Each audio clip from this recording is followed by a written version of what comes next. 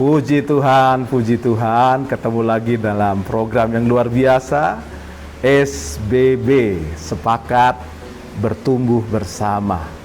Bapak Ibu, kita buka Alkitab kita di dalam Mazmur pasal 4, ayat 1 sampai dengan ayat 8. Saya akan bacakan bagi kita, demikian firman Tuhan. Doa pada malam hari. Ayat 1, untuk pemimpin biduan dengan permainan kecapi, Mazmur Daud. Apabila aku berseru, jawablah aku, ya Allah, yang membenarkan aku. Di dalam kesesakan Engkau memberi kelegaan kepadaku. Kasihani aku dan dengarkanlah doaku. Ayat 2, hai orang-orang, berapa lama lagi kemuliaanku dinodai? Berapa lama lagi kau mencintai yang sia-sia dan mencari kebohongan? Ketahuilah bahwa Tuhan telah memilih baginya seorang yang dikasihinya. Tuhan mendengarkan apabila aku berseru kepadanya.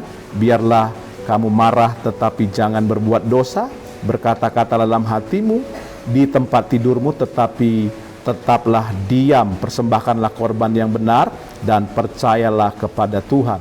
Banyak orang berkata, siapa yang akan memperlihatkan yang baik kepada kita? Biarlah cahaya wajahmu menyinari kami, ya Tuhan. Engkau telah memberikan sukacita kepadaku lebih banyak daripada mereka ketika mereka kelimpahan gandum dan anggur. Ayat 8, dengan ketentraman aku mau membaringkan diri, lalu segera tidur, sebab hanya Engkaulah, ya Tuhan, yang membiarkan aku diam dengan aman. Puji Tuhan, saudara. Tema firman Tuhan hari ini adalah tidur dengan nyenyak atau tidur dengan pulas. Wow, ini luar biasa. Saya temukan ternyata ada orang-orang tertentu yang hari-hari ini susah tidur. Susah tidur. Sehingga kalau dia mau tidur harus menggunakan obat tidur, ya. Baru bisa tidur, dan tidurnya juga nggak pulas katanya. Nah, kalau kita lihat di dalam ayat ke-8, pemazmur yaitu Daud berkata, dengan tentram aku mau membaringkan diri, lalu segera tidur. Sebab hanya Engkaulah, ya Tuhan, yang membiarkan aku diam dengan aman.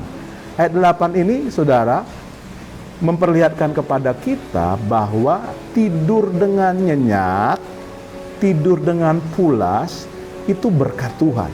Dikatakan dengan tentram aku mau membaringkan diri lalu tidur. Nah, nggak susah tidurnya gitu ya. Sebab hanya Engkaulah, ya Tuhan, yang membiarkan aku diam dengan aman. Jadi tidur pulas, tidur nyenyak itu berkat Tuhan, ya. Nah, apa kunci atau rahasia memiliki tidur nyenyak atau tidur pulas itu? Jawabannya sederhana. Jawabannya doa. Sebelum tidur, doa. Pemazmur ini berdoa sebelum tidur. Makanya judul perikopnya adalah doa di malam hari. Nah, yang penting juga kita akan lihat apa isi doanya, sehingga dia memiliki ketenangan, rasa aman, sehingga dia bisa tidur dengan nyenyak. Nah, kita lihat isi doanya. Yang pertama itu di dalam ayat pertama, yaitu meminta belas kasihan Tuhan. Daud sebelum tidur dia meminta belas kasihan Tuhan. Dia berkata, kasihanilah aku, ya Tuhan. Ini yang jadi doa kita. Minta belas kasihan Tuhan. Dengarkanlah doaku, ya Tuhan. Minta belas kasihan Tuhan. Di dalam belas kasihan Tuhan ada pembenaran dari Tuhan buat kita. Di dalam belas kasihan Tuhan ada kebaikan Tuhan buat kita. Di dalam belas kasihan Tuhan ada perlindungan buat kita. Di dalam belas kasihan Tuhan ada pertolongan Tuhan bagi kita. Jadi isi doa yang pertama sebelum tidur, memohon belas kasihan Tuhan. Isi doa yang kedua, ya, di dalam ayat kedua dan ayat keempat sampai keempat, isinya adalah pemberesan hati. Saya lihat sebelum tidur, Daud ini melakukan pemberesan hati.